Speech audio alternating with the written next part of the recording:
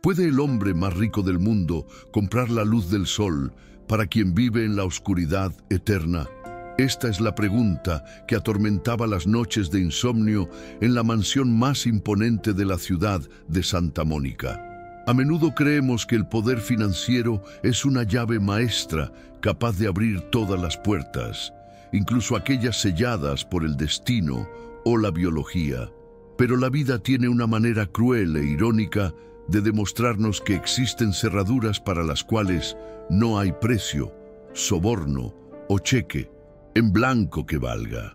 En esta historia descubriremos cómo la arrogancia puede ser la verdadera ceguera y cómo la visión más clara a menudo proviene de aquellos a quienes la sociedad decide ignorar, demostrando que los milagros no se facturan, se sienten.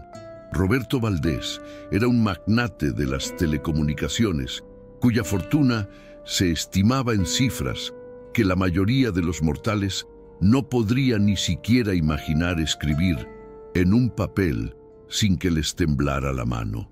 Su imperio se extendía por 3 continentes, controlando satélites, redes de fibra óptica y medios de comunicación masiva. Era un hombre acostumbrado a que el mundo se doblara ante su voluntad con un simple chasquido de dedos o una firma rápida en un documento legal. Sin embargo, en la intimidad de su lujosa residencia, rodeado de obras de arte renacentistas y mármol importado de Italia, Roberto era un hombre derrotado, un padre consumido por una impotencia que corroía su alma de acero, pues todo su oro no servía de nada ante la mirada vacía de su único hijo. Julián, de apenas 8 años, era el heredero de este vasto imperio, un niño de facciones angelicales y una inteligencia precoz, pero que había nacido sumido en una oscuridad absoluta que ningún especialista había logrado disipar. Desde su nacimiento, Roberto había convertido la cura de su hijo en su proyecto más ambicioso, tratando la condición del niño como si fuera una adquisición corporativa hostil o un problema de ingeniería que solo requería más fondos para ser resuelto. Había gastado más de $50 millones en consultoras médicas en Suiza, tratamientos experimentales en Japón y cirujanos de renombre en Estados Unidos. Pero el diagnóstico siempre era el mismo: una ceguera idiopática inexplicable, sin causa aparente y por ende sin solución posible. La vida de Julián transcurría en una jaula de oro, rodeado de tutores privados, enfermeras especializadas y juguetes táctiles diseñados por ingenieros de la NASA, pero carecía del calor humano que no se puede programar ni comprar. Roberto, en su obsesión por arreglar a su hijo, había olvidado cómo ser padre. Sus interacciones se limitaban a breves visitas cronometradas entre reuniones de negocios, donde preguntaba por los avances médicos con la frialdad de quien pide un reporte de bolsa, evitando mirar los ojos blancos y perdidos del niño que le recordaban su único y devastador fracaso. Julián, por su parte, había desarrollado una sensibilidad auditiva y táctil extraordinaria, aprendiendo a conocer el mundo por las vibraciones del suelo y el cambio en la presión del aire, construyendo un universo interior rico y complejo, pero terriblemente solitario. Una tarde de domingo, impulsado por una campaña de relaciones públicas que sugería humanizar su imagen corporativa, Roberto decidió llevar a Julián a un parque público en el centro de la ciudad, un lugar que él consideraba sucio y caótico, indigno de su estatus. El parque Los Álamos estaba lleno de familias de clase trabajadora. El aire olía a algodón de azúcar barato y a césped recién cortado, una mezcla que a Roberto le resultaba vulgar y sofocante mientras caminaba con su traje de seda italiana de $3.000, guiando a Julián con una rigidez que gritaba incomodidad a los 4 vientos. Para Roberto, aquel paseo era un trámite, una tortura necesaria para las cámaras que, aunque no estaban presentes, siempre sentía sobre él. Miraba a las otras familias con un desdén apenas disimulado, juzgando sus ropas desgastadas y sus risas ruidosas como signos de una existencia inferior. Mientras Roberto atendía una llamada urgente en su teléfono encriptado, gritando órdenes a un subordinado en Hong Kong y dando la espalda a su hijo, Julián se sentó en un banco de madera, sintiendo la rugosidad de la pintura descascarada bajo sus dedos finos y cuidados. El niño inclinó la cabeza, escuchando el canto de los pájaros y el murmullo de las hojas, tratando de imaginar los colores que sus tutores le describían con palabras técnicas y frías, sintiéndose más solo que nunca en medio de aquella multitud ajena. Fue en ese momento de aislamiento sensorial cuando una presencia se hizo notar, no por el ruido, sino por un cambio sutil en el aroma del aire. Una mezcla de tierra húmeda y flores silvestres que rompió la barrera de desinfectante clínico al que Julián estaba acostumbrado. Frente a él se detuvo Estrella, una niña de 9 años, cuya ropa, aunque limpia, mostraba los remiendos y el desgaste de quien tiene poco, pero lo cuida con esmero. Estrella vendía ramilletes de flores silvestres que recogía en las afueras de la ciudad para ayudar a su madre, una costurera que trabajaba turnos dobles para mantener un techo sobre sus cabezas. La niña tenía unos ojos grandes y observadores, llenos de una curiosidad inteligente que la vida dura no había logrado apagar. Al ver a Julián, no sintió la lástima instintiva que la mayoría de los adultos proyectaban, sino una intriga genuina por aquel niño vestido como un príncipe de cuento, pero con la expresión triste de un prisionero, sentado inmóvil mientras el mundo giraba a su alrededor. «Tus zapatos brillan tanto que creo que asustaron a una ardilla», dijo Estrella con una voz cantarina y directa, rompiendo el protocolo de silencio que solía rodear a Julián. El niño, sorprendido por la franqueza y la cercanía de la voz, giró la cabeza hacia el sonido, esbozando una sonrisa tímida que iluminó su rostro pálido por primera vez en semanas. «No puedo verlos, pero mi padre dice que son italianos», respondió Julián con suavidad, a lo que Estrella rió con una naturalidad contagiosa, sentándose a su lado sin pedir permiso, ignorando las barreras sociales invisibles que separaban sus mundos. «Pues, italianos o no, sirven para pisar el mismo suelo que mis zapatillas viejas», replicó ella, sacando una flor de su canasta y colocándola suavemente en las manos de Julián. «Toca esto. Es una margarita. Los pétalos se sienten como la seda de la que debe estar hecha tu camisa». Roberto, al terminar su llamada y girarse, vio la escena con una mezcla de horror y repulsión. Una niña de la calle, como él la categorizó inmediatamente, estaba tocando a su hijo, ensuciando la pureza aséptica que él se había esforzado tanto en mantener.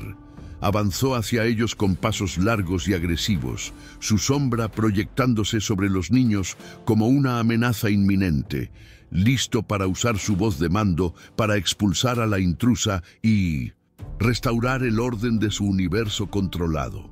«Oye tú, aléjate de él inmediatamente», bramó Roberto, su voz resonando con la autoridad de quien nunca ha sido contradicho, atrayendo las miradas de los transeúntes cercanos. «No sé qué intentas venderle, pero no tenemos cambio para limosnas. Si estás disfrutando de esta historia llena de emociones y giros inesperados, por favor no olvides darle like y suscribirte al canal. Tu apoyo es fundamental para que sigamos trayendo narrativas que tocan el corazón». Estrella no se encogió ante el grito del magnate. Al contrario, levantó la vista con una calma desconcertante, sosteniendo la mirada furiosa de Roberto con una dignidad que parecía impropia de su edad y condición social. No había insolencia en sus ojos, sino una seriedad profunda, como si estuviera evaluando el alma del hombre frente a ella y encontrándola deficiente. «No estoy pidiendo limosna, señor», dijo Estrella con voz firme, poniéndose de pie lentamente y sacudiendo el polvo de su falda. Solo le estaba mostrando a su hijo lo que usted no tiene tiempo de describirle. La respuesta dejó a Roberto momentáneamente sin habla, su cerebro procesando la audacia de aquella niña pobre que se atrevía a cuestionar su paternidad. La ira subió por su cuello, enrojeciendo su rostro, y estaba a punto de llamar a su seguridad privada, cuando Estrella volvió a centrar su atención en Julián. Se inclinó hacia el niño, ignorando al padre furioso, y entrecerró los ojos, observando el rostro de Mindonusen. Julián, con una intensidad clínica, casi profesional, como si buscara un secreto escrito en su piel. «Espera», murmuró Estrella, acercándose peligrosamente al rostro del niño, invadiendo su espacio personal de una manera que hizo que Roberto diera un paso adelante para intervenir físicamente. «Sus ojos no están muertos, señor. Hay algo en ellos». Roberto se detuvo en seco, la incredulidad luchando con su furia. Había escuchado a los mejores oftalmólogos del mundo, genios con doctorados y premios Nobel, decirle que no había esperanza, y ahora esta niña de la calle pretendía saber más que ellos. «Niña insolente, mi hijo ha sido visto por médicos que cobran más en una hora de lo que tu familia gana en 10 años», escupió Roberto con veneno, agarrando el brazo de Julián para levantarlo bruscamente. «Vámonos, Julián, este lugar está lleno de gente delirante». «No es delirio», exclamó Estrella, interponiéndose en su camino con una valentía suicida, levantando las manos para detener al gigante corporativo. «Mire bien, por favor. No es adentro del ojo, es encima. He visto esto antes en el taller de mi mamá, cuando le cae pegamento a las muñecas viejas». La mención de muñecas viejas y pegamento pareció el colmo del absurdo para Roberto, una ofensa a la complejidad médica de su hijo, pero algo en la certeza absoluta de la voz de la niña, una convicción que no temblaba ante su poder, lo hizo dudar por una fracción de segundo. Julián, sintiendo la tensión eléctrica en el aire y la mano temblorosa de su padre, habló por primera vez, su voz pequeña pero clara. «Papá, por favor, ella huele a verdad, déjala ver». Esa frase, «huele a verdad», golpeó a Roberto en el pecho con la fuerza de un mazo. Su hijo, que vivía en un mundo de intuiciones, estaba validando a la niña, y Roberto, a pesar de su arrogancia, amaba a su hijo lo suficiente como para concederle un capricho, aunque fuera para demostrarle a la niña su estupidez. Roberto soltó el brazo de Julián y cruzó los brazos, mirando a Estrella con una mueca de desafío cínico, esperando verla fracasar y humillarla por su atrevimiento. «Tienes 10 segundos, niña. Si tocas a mi hijo y le haces daño, te aseguro que haré que tus padres se arrepientan de haberte dejado salir de casa hoy», amenazó Roberto, cada palabra cargada de una promesa legal y financiera de destrucción. Estrella asintió solemnemente, sacando de su bolsillo un pañuelo de tela humilde pero inmaculadamente limpio, y humedeciéndolo con un poco de agua de su botella plástica abollada. Con una delicadeza quirúrgica, Estrella se acercó a Julián y le pidió que abriera los ojos lo más que pudiera, mirando hacia la luz del sol que se filtraba entre los árboles. «No te muevas, Julián, confía en mí», susurró ella. Roberto observó con escepticismo mientras la niña examinaba el borde de los párpados internos, allí donde las pestañas nacen, una zona que los médicos solían ignorar al enfocarse en la retina y el nervio óptico. Estrella vio lo que la tecnología de resonancia magnética no había detectado, una capa microscópica, casi transparente pero endurecida como el diamante, sellando la superficie ocular, un residuo de un ungüento profiláctico defectuoso usado al nacer que se había cristalizado con los años, volviéndose invisible pero opaco a la luz. «No es ceguera, señor», dijo Estrella sin apartar la vista de su tarea, su voz temblando ligeramente por la concentración, no por miedo. «Es una barrera, como una costra de cristal». Antes de que Roberto pudiera protestar, Estrella pasó el pañuelo húmedo con una presión firme y precisa sobre el lagrimal derecho, raspando con la uña envuelta en tela, y se escuchó un leve chasquido, como el de una lentilla rígida al desprenderse. Un fragmento minúsculo, apenas visible como una escama de pez, cayó sobre la tela del pantalón de Julián. El silencio que siguió fue absoluto, tan denso que parecía haber absorbido todo el ruido del parque, creando una burbuja de tiempo suspendido, donde solo existían el padre, el hijo y la niña. Julián parpadeó rápidamente, sus ojos llenándose de lágrimas por la irritación repentina y la exposición brutal al aire, y soltó un jadeo ahogado, llevándose las manos a la cara como si hubiera recibido un golpe. ¡Julián!, gritó Roberto, el pánico reemplazando su arrogancia, empujando a Estrella a un lado. ¿Qué le hiciste? Te dije que no lo lastimaras. Te está impactando este giro en la historia. Si quieres saber cómo termina este drama emocionante, dale. Clica ahora mismo y suscríbete para no perderte el desenlace. Pero Julián no estaba llorando de dolor. Estaba temblando de una sobrecarga sensorial que su cerebro apenas podía procesar. Lentamente, el niño apartó las manos de su rostro y abrió los ojos, que ahora, libres de la película cristalizada, captaban la luz de manera frenética y caótica. «Papá», susurró Julián, su voz quebrada por una emoción indescriptible mientras sus pupilas se contraían y dilataban, enfocando por primera vez en 8 años. Hay tanta luz. Roberto se congeló, su corazón deteniéndose en su pecho mientras veía a su hijo fijar la mirada, no en el vacío, sino directamente en su rostro, recorriendo sus facciones con una maravilla aterradora. Julián levantó una mano temblorosa y tocó la mejilla de Roberto, coordinando por primera vez el tacto con la visión. Tienes líneas en la cara, papá, y tus ojos son como los míos, dijo el niño, y esa frase simple destruyó el mundo de Roberto Valdés, derrumbando sus certezas y su orgullo en un instante de claridad devastadora. El magnate cayó de rodillas en el césped sucio, sin importarle su traje de $3,000, y abrazó a su hijo con una desesperación animal, llorando con sollozos roncos y feos que sacudían su cuerpo entero.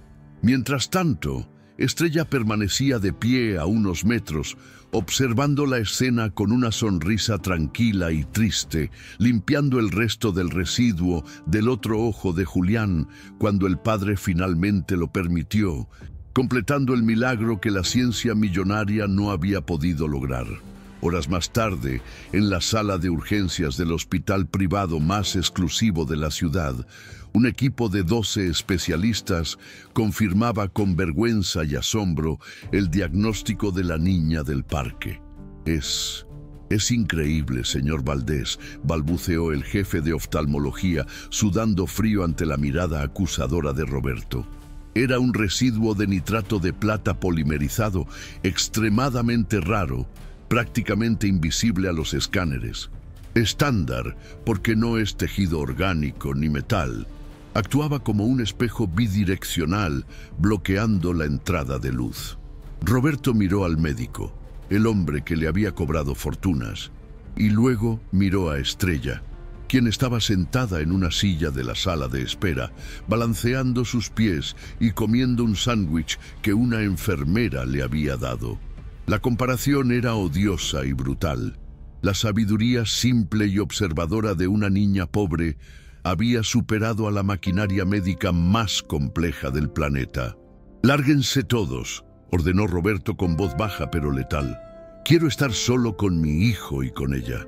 Cuando la habitación quedó en silencio, Roberto se acercó a Estrella. Por primera vez en su vida, el gran magnate se sentía pequeño, insignificante ante la grandeza moral de alguien a quien horas antes había despreciado. Sacó su chequera, un gesto reflejo, y escribió una cifra que podría comprar una mansión, un coche y asegurar la vida de Estrella y su madre para siempre. «Toma», dijo Roberto, extendiendo el cheque con mano temblorosa. «Es lo menos que puedo hacer. Has salvado a mi hijo. Has hecho lo imposible». Estrella miró el papel, vio los ceros interminables y luego miró a los ojos de Roberto con esa misma serenidad desconcertante del parque. Negó con la cabeza suavemente y empujó la mano de Roberto hacia atrás. «No, señor. Mi mamá dice que los dones no se venden, porque si se venden, dejan de ser milagros y se convierten en negocios», respondió ella con una madurez que heló la sangre de Roberto. «Solo prométame que la próxima vez que vaya al parque mirará a las personas, no solo a sus teléfonos». Roberto sintió como si le hubieran dado una bofetada. Guardó el cheque, avergonzado como nunca en su vida, comprendiendo que su dinero era papel mojado frente a la dignidad de esa niña. Entendió entonces que su verdadera ceguera no había sido la de Julián, sino la suya propia, una ceguera del alma que le impedía ver el valor de las personas más allá de su cuenta bancaria. La verdadera medida de una persona no es lo que tiene en el bolsillo, sino lo que es capaz de ver en los demás, murmuró Roberto, repitiendo una lección que acababa de aprender con sangre y lágrimas. «Y yo, Estrella, he estado ciego toda mi vida. Estamos llegando al final de esta historia transformadora. Si te ha conmovido la lección de Estrella y Roberto, asegúrate de dejar tu like y suscribirte para apoyar nuestro contenido». En los meses siguientes, la transformación de Roberto Valdés fue tan radical como la recuperación de la vista de Julián. El magnate vendió sus acciones en las empresas más depredadoras y utilizó ese capital para fundar Ojos de Estrella, una organización dedicada a llevar atención médica integral y diagnósticos exhaustivos a las comunidades más marginadas, asegurándose de que ningún niño sufriera por la negligencia que nace de la pobreza o, irónicamente, del exceso de tecnología deshumanizada. Julián, ahora capaz de ver el mundo en todos sus colores vibrantes, insistió en no asistir a la academia privada de élite que su padre había planeado. En su lugar, pidió ir a la misma escuela pública donde asistía Estrella. Roberto, lejos de oponerse, apoyó la decisión, entendiendo que la educación que su hijo recibiría al lado de esa niña valía más que cualquier diplomado internacional. La imagen final de nuestra historia nos lleva de vuelta al Parque Los Álamos, un año después. Roberto ya no viste trajes de seda, sino ropa cómoda y sencilla. Está sentado en 1900, el mismo banco, pero esta vez no tiene un teléfono en la mano, sino 2 helados que sostiene pacientemente. Frente a él, Julián y Estrella corren persiguiendo una cometa, sus risas mezclándose con el viento, 2 niños unidos por un vínculo que trasciende las clases sociales. Roberto los observa y sonríe, una sonrisa genuina y relajada que no había tenido en décadas. Mira el atardecer pintando el cielo de naranjas y violetas y por primera vez realmente lo ve, apreciando la belleza efímera del momento. Ha comprendido que el dinero puede construir imperios, pero solo la humildad y el amor pueden construir una vida que valga la pena ser vivida. Al final, la visión de Julián fue el milagro médico, pero la nueva visión de Roberto fue el milagro humano. Aprendió que a veces para ver claramente no se necesitan más luces ni mejores lentes, sino simplemente alguien dispuesto a limpiar el polvo con un pañuelo humilde y un corazón puro. Y así, bajo la luz dorada de la tarde, el hombre más rico del mundo se dio cuenta de que su mayor tesoro no estaba en el banco, sino corriendo libre en el parque, guiado por la mano de una niña que le enseñó a ver.